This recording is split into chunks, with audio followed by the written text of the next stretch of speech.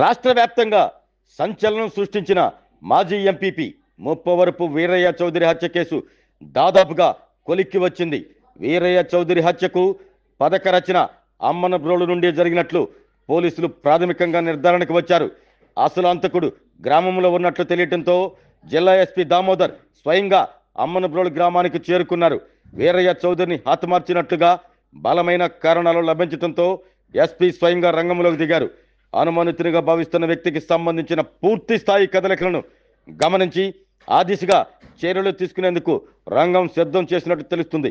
ఇప్పటికే ఆ గ్రామంలో 144 సెక్షన్ దిశగా అడుగులు పడుతున్నాయి.